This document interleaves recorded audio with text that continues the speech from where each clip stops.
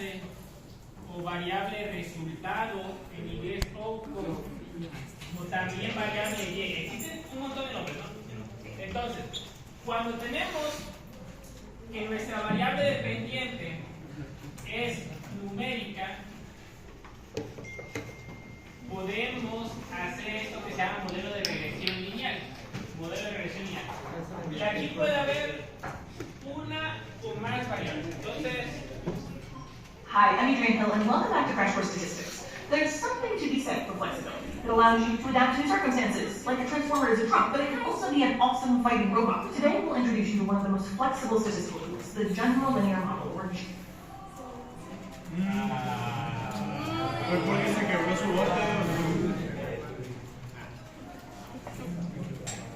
Hay que orar, hay que orar.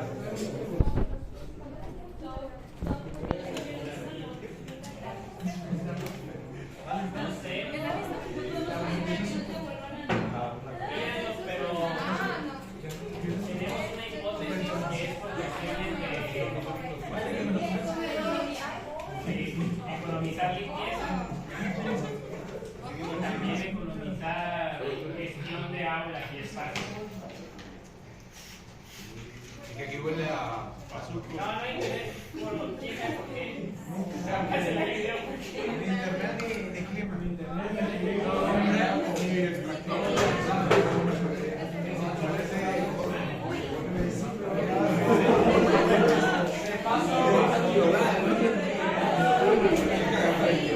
Repaso para el examen.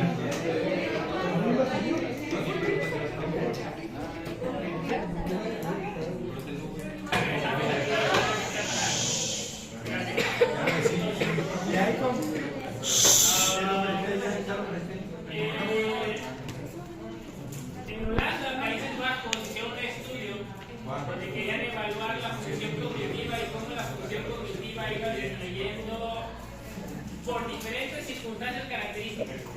Y la verdad es que, obviamente, a medida que envejecemos, la función cognitiva va decreciendo, va cambiando con el tiempo. Y esto se debe, entre otras cosas, a algunos cambios cerebrovasculares y neurodegenerativos. Este estudio fue realizado entre el 97 y el 2006, midió datos clínicos y demográficos, y la función cognitiva se evaluó con la prueba RFFT, que es una prueba de actividad estudiativa. A la persona le pueden dibujar un patrón de puntos, a seguir cierto orden, y entonces les toman el tiempo y el orden en que lo hagan, y el puntaje va de 0 a 175, donde 0 es que la función cognitiva es pobre, y 175 es que es súper buena. Ahí está, 0, 175. Pues ahora, ¿qué me pueden ustedes decir? ¿Qué me pueden decir ustedes de esta gráfica de dispersión? Ok, uno, que la función cognitiva disminuye conforme va avanzando la edad. Es decir, ¿esa relación es positiva o es negativa? Negativa. ¿Qué otra cosa? Que tenía una relación lineal. Muy bien. Entonces, podemos ver dos cosas. Una que es lineal, en teoría, o sea, de forma general, y que también que va disminuyendo, una relación negativa. ¿Verdad? ¿Qué valor aproximado le daría al coeficiente de correlación? Recuerden que el coeficiente de correlación aumenta mientras los puntos están más cercanos a la línea y disminuye mientras los puntos están más dispersos de la línea. ¿Cero más? Cero es que no hay ninguna dirección, pero aquí hay una cierta dirección. ¿Menos qué? Menos 0.4, más o menos, no sé cuánto tiene, pero por ahí debe andar. Ahora, hacemos una línea. Esta línea recibe el nombre de línea de regresión de mínimos cuadrados o simplemente modelo lineal. Y lo que hace es ayudarnos a predecir nuestra variable dependiente a partir de la independiente. Es decir, tenemos la edad y a partir de la edad queremos predecir el puntaje de función cognitiva. Es decir, si ustedes tienen un papá, un abuelito, papá por aquí entre 50 y 60, abuelito por acá entre 70 y 80, de 73 años, aproximadamente ¿cuál sería su puntaje de función cognitiva? Por aquí es 70. ¿De cuánto? 50. De 50. Entonces, a través de los modelos lineales podemos lograr predecir de nuestra variable independiente o de nuestra variable de función o de nuestra variable de X create many different models to help describe the world. The first we're going to talk about is the regression model. Ok, ahí está. Entonces, podemos predecir. Ahora, ¿cómo ven ustedes la dispersión de los puntos alrededor de la línea? ¿Es igual de este lado que de este? ¿O en un lado está más grande o más pequeña la dispersión de los puntos? Cada uno más arriba. De forma general, ¿es parecido? ¿Qué cámara? Ni se ve, ¿verdad? Bueno, o sea, si nos ponemos piquis, de este lado está más angosto y allá está más amplio, pero si somos liberales, pues bueno, están parecidos. Ahora, esto recibe el nombre de homogeneidad o homoelasticidad. Si alguno trae su cuadrito del programa, recordarán que cuando preguntaba acerca de si los datos se distribuyen de forma normal, también hacía otra pregunta. ¿Cuál es la raíz? Vean, bien. Aquí, la pregunta dice: los datos se distribuyen de forma normal y tienen varianzas iguales. Es justo esto, que toda nuestra línea tenga varianza igual, distribución igual. Ok, eso se llama homogeneidad. Y lo último que quiero mostrar antes de que pasemos lo otro es que nosotros podemos predecir cuál va a ser la función cognitiva de una persona de 60 años a partir de esta ecuación. Ahorita la vamos a sacar en Jamovi. Ahora, a partir de esta ecuación, entonces, a partir de esta ecuación, colocamos aquí, ¿está quedando hoy calientes?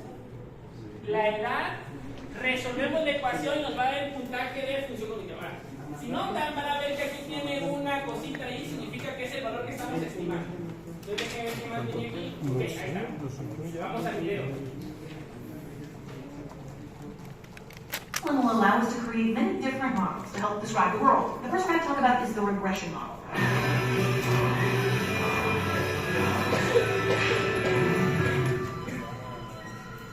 General linear models say that your data can be explained by two things: your model and some error. First, the model. It usually takes the form y equals mx plus b. Esa es la misma ecuación que acabo de poner, la que está aquí. Esa. Es la misma ecuación.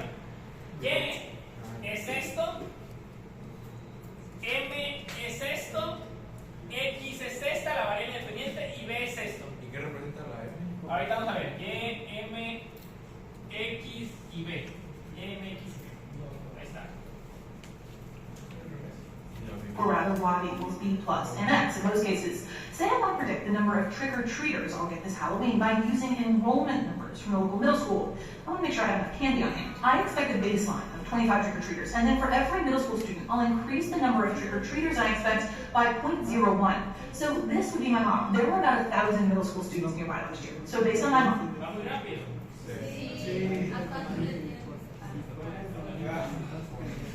Dígame si no ven los videos a... Ahí está. Halloween by using enrollment numbers from the local middle school. I want to make sure I have enough candy on hand. I expect a baseline of 25 trick-or-treaters, and then for every middle school student, I'll increase the number of trick-or-treaters I expect by 0.01. So this would be my model. There were about 1,000 middle school students nearby last year. So based on my model, I predicted that I'd get 35 trick-or-treaters. But reality doesn't always match predictions. When Halloween came around, I got 42 trick-or-treaters, which means that the error in this case was 7. Now, error doesn't mean that something's wrong per se. We call it error because it's a deviation from our model. So the data isn't wrong, the model is. And these errors can come from many sources, like variables we didn't account for in our model, including the candy-crazed kindergartners from the elementary school, or just random variation. Models allow us to make inferences, whether it's the number of kids on my doorstep at Halloween or the number of credit card frauds committed in a year. General linear models take the information that data give us and portion it out into two major parts: information that can be accounted for by our model and information that can't be. There are many types of GLMs. One is linear regression, which can also provide a prediction for our data. But instead of predicting our data using a categorical variable, like we do with the t-test, we use the continuous one. For example, we can predict the number of likes a trending YouTube video gets based on the number of comments that it has. Here, the number of comments would be our input variable, and the number of likes our output variable. Our model will look something like this. The first thing we want to do is plot our data from 100 videos. This allows us to check whether we think that the data is best fit by a straight line, and look for outliers. Those are points that are really extreme compared to the rest of our data. These 2 points look pretty far away from our data, so we need to decide how to handle them. We covered outliers in a previous episode, and the same rules apply here. We're trying to catch data that doesn't belong. Since we can't always tell when that happened, we set a criteria for what an outlier is and stick to it. One reason that we're concerned with outliers in regression is that values that are really far away from the rest of our data can have an undue influence on the regression line. Without this extreme, our line would look like this, but with it, it looks like this. That's a lot of difference for one little point. There's a lot of different ways to decide, but in this case, we're going to leave these points in. One of the assumptions that we make when using linear regression is that the relationship is linear. So if there's some other shape our data takes, we may want to look into other models. This plot looks linear, so we'll go ahead and fit our regression model. Usually a computer is going to do this part for us, but we want to show you how the line fits. A regression line is the straight line that's as close as possible to all the data points at once. That means that it's the one straight line that minimizes the sum of the squared distance of each point to the line. The blue line is our regression line. Its equation looks like this. This number, the y-intercept, tells us how many likes we'd expect a trending video with 0 comments to have. Often, the intercept might not make much sense. In this model, it's possible that you could have a video with 0 comments, but a video with 0 comments and 9,104 likes does seem to conflict with our experience on YouTube. The slope, also known as the coefficient, tells us how much our likes are determined by the number of comments. Our coefficient here is about 6.5, which means that on average, an increase in 1 comment is associated with an increase of about 6.5 likes. But there's another part of the general linear model, the error. Before we go any further, let's take a look at these errors, also called residuals. The residual plot looks like this, and we can tell a lot by looking at its shape. We want a pretty evenly spaced cloud of residuals. Ideally, we don't want them to be extreme in some areas and close to 0 in others. It's especially concerning if you can see a weird pattern in your residuals like this, which would indicate that the error of your predictions is dependent on how big your predictor variable value is. That would be like if our YouTube model was pretty accurate at predicting the number of likes for videos with very few comments, but was wildly inaccurate on videos with lots of comments. So now that we've looked at this error, this is where statistical tests come in. There are actually 2 common ways to do a null hypothesis significance test on a regression coefficient. Today, we'll cover the f-test. The f-test, like the t-test, helps us quantify how well we think our data fit a distribution, like the null distribution. Remember, the general form of mini-test statistics is this. But I'm going to make one small tweak to the wording of our general formula to help us understand f-tests a little better. The null hypothesis here is that there's no relationship. Hipótesis nula, que no hay qué. No existe relación entre nuestra variable independiente y nuestra variable dependiente. En este caso, entre la cantidad de comentarios y la cantidad de qué? De likes. La hipótesis alternativa, o que ahí está puesta como H1, es que sí existe relación, lo va a pasar un poquito diferente. And the number of comments on a trending YouTube video, and the number of likes. If that were true, we'd expect a kind of blobby, amorphous, cloud-looking scatter plot and a regression line with a slope of 0. It would mean that the number of comments wouldn't help us. Si trazamos una línea recta aquí, ¿cómo la trazarían ustedes? ¿Hacia arriba, hacia abajo o horizontal? Horizontal. Es justo lo que dice ahí, la pendiente es de 0, entonces como la pendiente es de 0, ni está menos números negativos o en número positivo, entonces es 0. Ese dependiente equivale al beta, ahorita vamos a ir. Predict the number of likes. We just predict the mean number of likes no matter how many comments there were. Back to our actual data. This blue line is our observed model, and the red line is the model we'd expect if the null hypothesis were true. Lo que hace la hipótesis es comparar esta línea con esta. Cuando dice que no hay asociación, está diciendo que la pendiente es de ¿qué? Igual a 0. Y cuando decimos que sí hay asociación con nuestra hipótesis alternativa, decimos que la pendiente es diferente de 0, o sea que debe estar hacia arriba o hacia el otro lado. Let's points of notation so it's easier to read our formulas. Y hat looks like this, and it represents the predicted value for our outcome variable. Here, it's the predicted number of likes. Y bar looks like this, and it represents the mean value of likes in the sample. Taking the squared difference between each data point and the mean line tells us the total variation in our data set. This might look similar to how we calculated variance, because it is. Variance is just the sum of squared deviations, called the sum of squares total divided by n. And we want to know how much of that variation is accounted for by our regression model, and how much is just error. That would allow us to follow the general linear model framework and explain our data with two things: the model's prediction and error. We can look at the difference between our observed slope coefficient, 6.468, and the one we'd expect if there were no relationship, 0, for each point.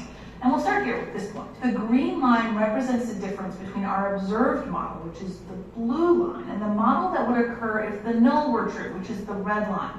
And we can do this for every point in the data set. We want negative differences and positive differences to count equally, so we square each difference so that they're all positive.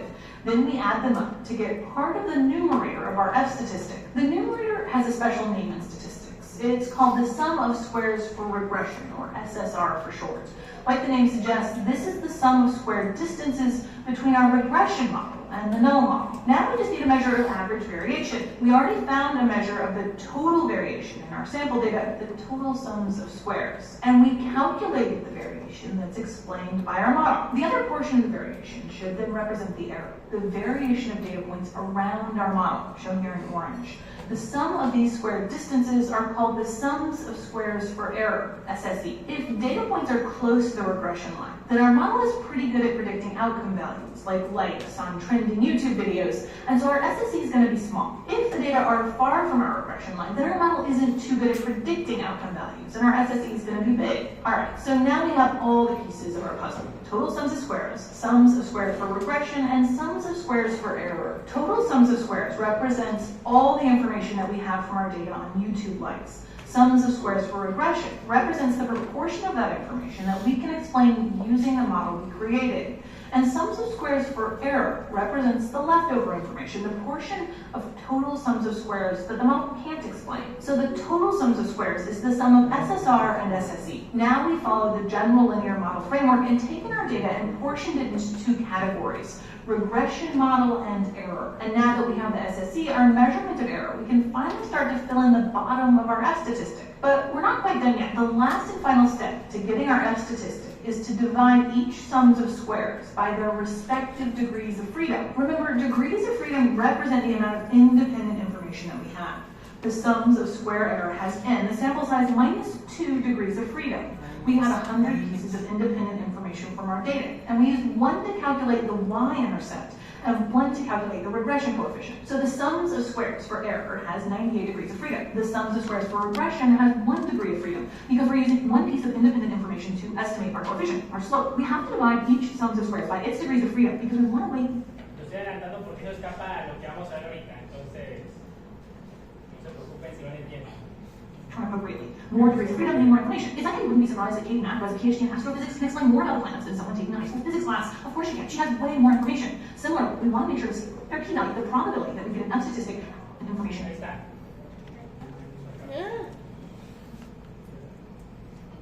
Each have. So we're finally left with this, and using an F distribution, we can find our p-value, the probability that we get an F statistic as big or bigger than 59.613. Our p-value is super tiny. It's about 0.0000000000000099 with an alpha level of 0.05. We reject the note that there is no relationship between likes and YouTube comments on trending videos.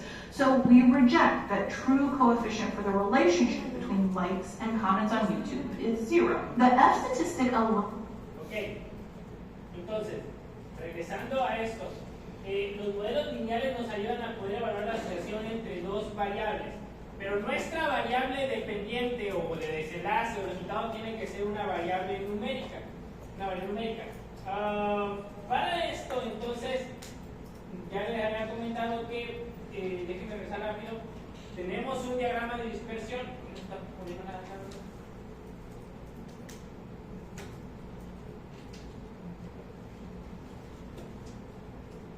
Ok, tenemos un diagrama de dispersión que en nuestra versión más simple le podemos agregar una línea de regresión y después calculamos esta ecuación.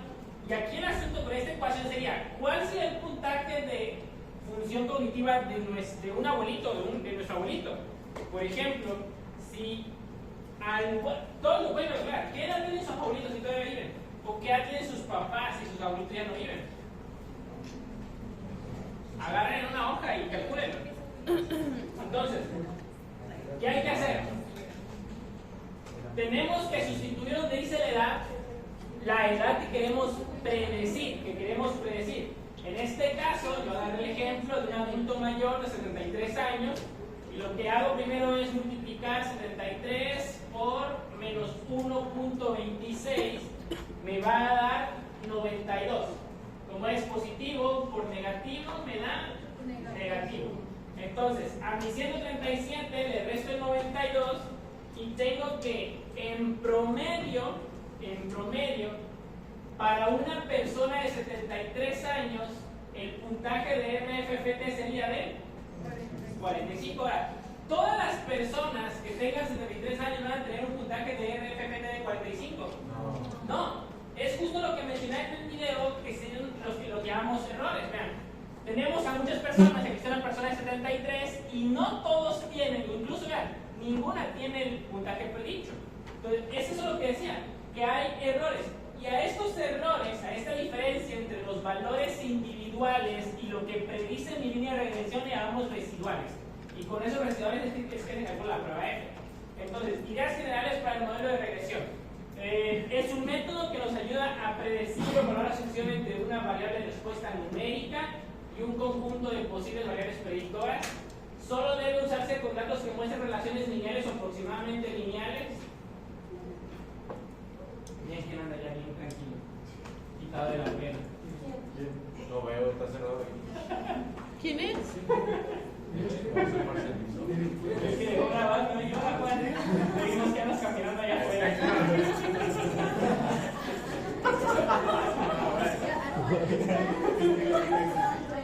Ok, entonces, la regresión lineal recibe el nombre de simple cuando se utiliza para estimar la relación lineal entre una sola variable de exposición y una variable de desenlace. Cuando tenemos dos o más variables de exposición recibe el nombre de regresión lineal múltiple. Pero cuando tenemos solo una variable de exposición, ¿cómo se llama? Regresión lineal simple. Y el modelo se puede resumir así.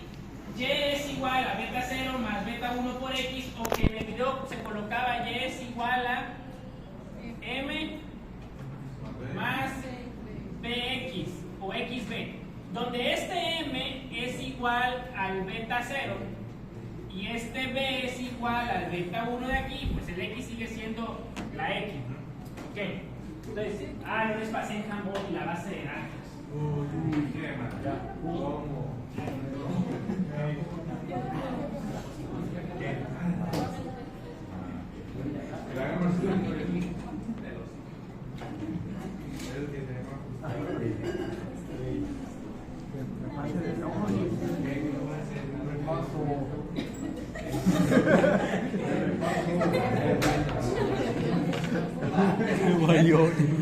Es que fui viendo yo por la puerta de tuve que dar toda la vuelta.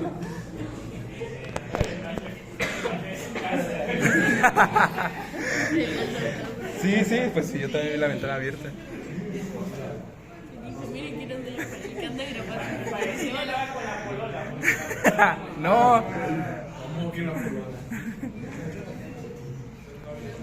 Es que el doctor Maya nos decía que la única forma en que él nos permitía que llegáramos tarde o que no asistiéramos a su clase era que estuviéramos con el novio o la novia. Si no, era la única forma que nos justificaba. Amén. ¿De verdad? Qué grande. ¿Y se cayó o qué? Todos llegaban a su clase porque ¿Es solamente él, no? nos daba auto en bloque, entonces eran 4 días, o sea, una semana que nos daba 4 horas todos los días, es decir, nos daba 20 horas de clase ya, ¿no? Ok, le mandé la base de datos a Jani, a ver si se las puede mandar y se la pueden abrir. Pero si no, ¿quién nos acompaña acá enfrente? Yo. Vete. Déjame borrar todo lo que hice yo. Y para que Oh.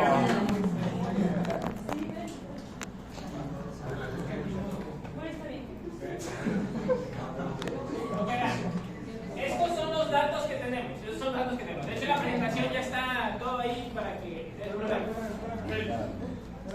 ¿A quién esperamos? ¿Quién sí lo va a poder abrir? 1, 2, 3, ok.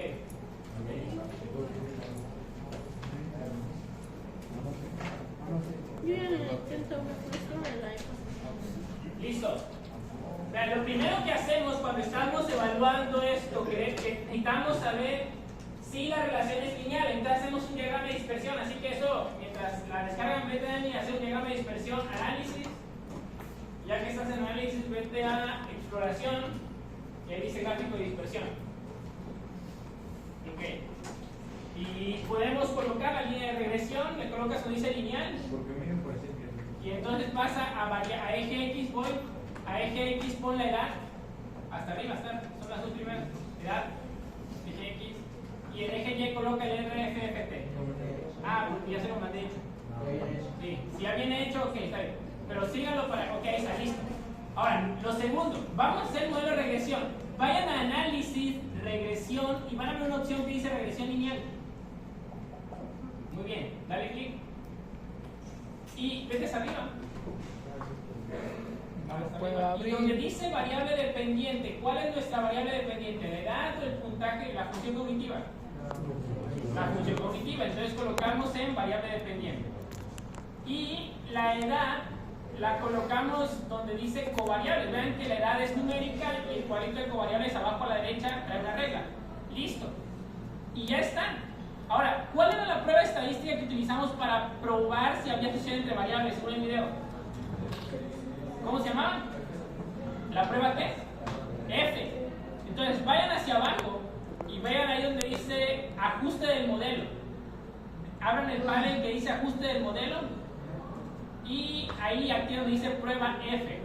Ok. Entonces, ¿cuál era la hipótesis nula? Que no hay relación. Que no hay relación, ¿no? O la fraseaba así, H0, dos puntos, que beta es igual a ¿cuánto?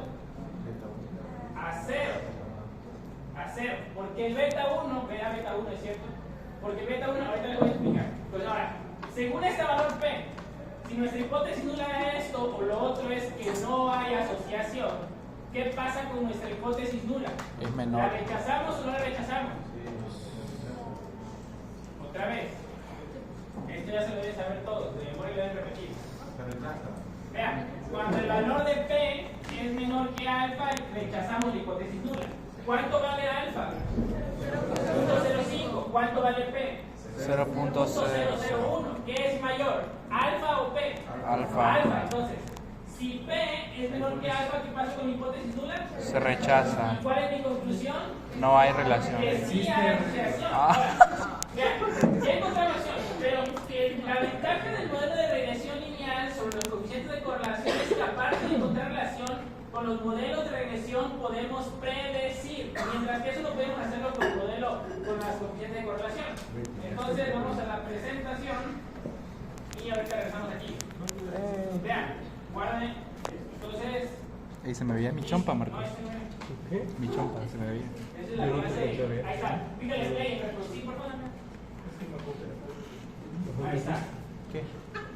Lo voy a pasar más rápido, voy a ver cuáles son los que... Ok, listo. Todo esto lo hicimos en Jamovi ahorita. Solo que creo que no grabé. Lo bueno que no lo pusimos porque estaba chueco. Ahí está, vean. Entonces, el modelo de regresión tiene esta forma. Tiene la forma de y es igual a beta 0 más beta 1 por x. ¿Quién es beta 0 y quién es beta 1? Beta 0 es esto. Donde dice intercepto. ¿Cómo le dice a ustedes? Constante, creo, ¿no? Estimador. Ok. Estimador, intercepto o constante es lo mismo. ¿Cuánto les vale a ustedes su estimador? Ok. Y beta 1 es esto. Entonces, Si sustituimos en nuestro modelo de regresión, nuestro beta 0 y nuestro beta 1 nos viene dando justo la fórmula de la ecuación que habíamos mostrado antes. La pregunta aquí es, ¿qué significa beta 0? ¿Qué significa beta 0? ¿Recuerdan qué significaba beta 0 en el video? ¿La qué? La pendiente, muy bien, la pendiente. Entonces, el significado de beta 0, que es la pendiente, es el valor de la variable y, perdón, beta 1 es la pendiente. El valor de la variable y cuando la variable x vale 0. Ahora, ¿tiene sentido pensar en cuál va a ser la función cognitiva de una persona que tiene 0 años? ¿Por qué? ¿0 qué significa en edad? Nada, que no existe. Entonces, a veces el beta 0 no tiene sentido pensarlo, a veces no tiene sentido pensarlo, pero esa es la definición. Beta 0 es el valor de la variable y, en este caso la función cognitiva, cuando la variable x edad vale 0. Entonces, si sustituimos en nuestra fórmula por la edad, nos da justo esto. ¿Cómo interpretaríamos? Esta es la función cognitiva de una persona de 0 años. ¿Tiene sentido la función cognitiva por una persona de 0 años? No, porque 0 es que no existe. Ok, entonces ahí está. Con una persona que tiene 0 años, su RPT no tiene sentido eso, no tiene sentido. Entonces, beta 0 no siempre tiene interpretación viable. Ahora, ¿qué significa beta 1? Ahora sí, beta 1 es la pendiente. Y beta 1 es el cambio en la variable y, en la función cognitiva, por cada unidad que aumenta la variable x. Es decir, si tenemos personas de 50 años, ¿cuál va a ser la diferencia de la función cognitiva entre las personas de 50 años y las personas de 51? Es justo eso. Entonces sería, por cada unidad de cambio en x, lo interpretaríamos por cada año que cumpla una persona, su puntaje de función cognitiva cambiará en cuánto. ¿Qué significa? Que mientras más vamos creciendo la función cognitiva, ¿aumenta o disminuye? Disminuye. Entonces, por cada año cumplido, el puntaje de la función cognitiva disminuye en promedio ¿cuánto? ¿Y tiene sentido con respecto a esta gráfica, sí o no? Sí, ¿no? Porque vemos que conforme avanza la edad, ¿qué pasa con la función cognitiva? Disminuye. Entonces, vean, podemos saber, la función cognitiva de una persona en función de su edad, pero también podemos saber cuánto va a disminuir la función cognitiva en promedio conforme van avanzando de edad. Es decir, si mi papá, que tiene 59, 60 años, el próximo año, en promedio, su función cognitiva va a ser de menos 1.2 el puntaje, no en puntos. De mi mamá igual sería algo así parecido. Podemos luego certificar, luego superar. Entonces, dos cosas que podemos hacer con un modelo de regresión lineal. Obtener los valores de predicción para cierta variable, para cierto valor. Y también la pendiente, es decir, cuánto va a disminuir, Ahora, esta variable de edad, ¿es numérica o es categórica? Categórica. Otra vez, ¿la variable de edad es numérica o es categórica? Numérica. Ahora, en el caso de las variables categóricas también podemos hacerlo. Vayan otra vez a análisis, regresión, ¿saben ahí? A Harmony. Análisis, regresión lineal.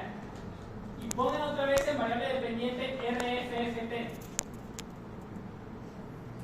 Y luego coloquen aquí en factores la variable diabetes. DM. Muy bien. Y aquí vemos la prueba F, que es nuestra prueba de ¿ok? Entonces, ¿hay relación entre tener diabetes y la función cognitiva, sí o no? No. ¿Ya el valor P? No. ¿Es menor o es mayor que alfa? Menor. Menor, y como es menor, entonces se trata y ¿qué decimos? Que sí hay. Sí hay extensión. Ahora, vamos a calcular cuál sería en promedio el puntaje de función cognitiva para los diabéticos, para las personas con diabetes y para las personas sin diabetes. Dani, ¿puedes poner esa presentación, por favor? Dale para un lado.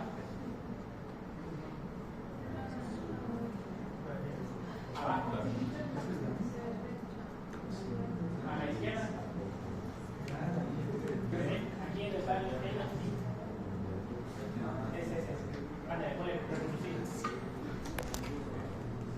Ok, entonces esto es lo que vimos, que era así,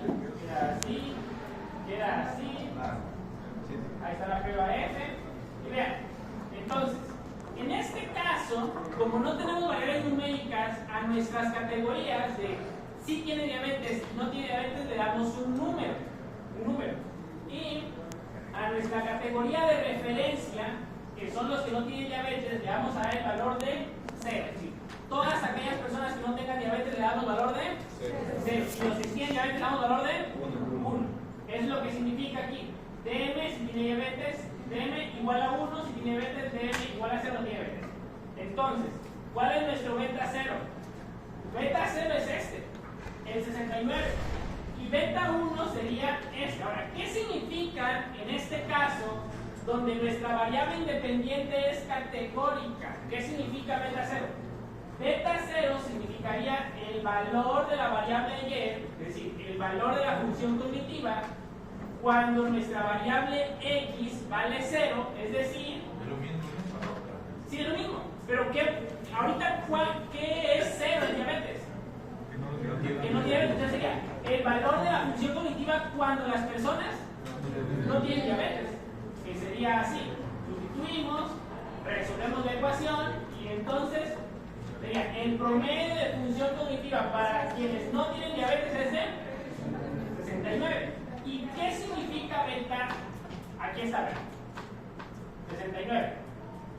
Y ahora, ¿qué significa beta 1? Beta 1 es la diferencia de medias entre las personas que no tienen diabetes y sí tienen diabetes. ¿Cuánto es 69 menos 52? 16, 17, ¿verdad? ¿Qué significa beta 1? Es la diferencia del promedio de la función cognitiva entre el grupo 0, sin diabetes, y el grupo 1, con diabetes. Es decir, vean acá.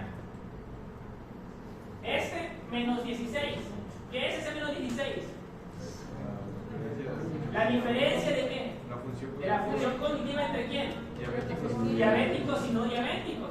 Entonces, si ya sabemos con ese 69 cuánto es la función cognitiva para no diabéticos, ¿qué tenemos que hacer para obtener la función cognitiva de diabéticos? Restar. ¿Qué es justo lo que hacemos aquí? ¿Cuál es la función cognitiva para diabéticos? Ahí está. Esa es nuestra ecuación. En lugar de diabetes mellitus, ¿qué vamos a poner? 0 o 1. 1, porque queremos la función cognitiva para diabéticos. Y resolvemos. Nos quedaría así. Entonces, la función cognitiva en promedio de las personas diabéticas sería de 52. Ok, sí. ¿Por qué en las numéricas ponemos 0? Por ejemplo, en la edad ponemos 0, da Sí. igual solo la B, o sea, la B0. ¿Y por qué en las matemáticas sí? Depende de la variable. Porque si tu variable es, por ejemplo, temperatura, ¿tiene sentido una temperatura de 0 en Celsius? Sí. Sí, ¿no? Porque 0, o sea, no es que no haya temperatura, sino que 0 es que la ecuación por ahí menor. Puede ser el pH. ¿Tiene sentido un pH positivo? Sí. ¿Y un pH negativo? Sí. ¿Sí? Entonces, ¿el 0 qué significa en pH? ¿Que no hay pH? Que está neutro, exacto, que está neutro. Entonces, el significado de la variable, o sea, del beta 0, cuando x, el significado de, bueno, eso, de 0, depende de la variable. Si tu variable tiene sentido, existe un valor de 0, sí, pero si no tiene, no podemos interpretarlo. Ok, bien, para mañana, el examen. Van a ser 25 o 30 preguntas. Van a poder utilizar su diagrama. Pero ya está en español. Anoten todo lo que quieren en su diagrama. Todo lo que quieren en su diagrama. No va a entrar lo de correlación. Lo de correlación no va a entrar. ¿Qué diapositiva es? Pero sí, manden. No, traigan su computadora porque van a tener que hacer algo de Jacobi. Y si tengo iPad y me funciona muy mal en el iPad. No, no vamos a hacer en grupos. O sea, lo planteé con los pasantes y los pasantes me dijeron, fuimos estudiantes hace poco y la verdad es que no es para nosotros. ¿Quién fue? ¿Vale? No va a entrar con relación, pero va a ser desde intervalo de confianza y pruebas de hipótesis. ¿Solo esos dos? ¿Solo esos dos temas? Pues el prueba de hipótesis es un montón. Sí, pero... Sí, porque Doc, ahí es, el diagrama ya está en español o todavía. Sí, eso es prueba de hipótesis. Sí. ¿El diagrama ya está en español o ¿Vale? el diagrama ya nos lo dieron en español o no? Que si ya está en español. Sí. Ya se lo digo en español hace como 3 semanas. No me diga eso. Está en PDF. Ah, ok, pero lo podemos descargar. Está en la I-42. ¿Pero dónde está? ¿En la I-42? Manda el mensaje. Ah, ok. ¿Cómo decimos inglés? De la iPad, por favor. ¿Puedes conseguir computadora? Es que es conseguir aparte de instalarlo y no sé si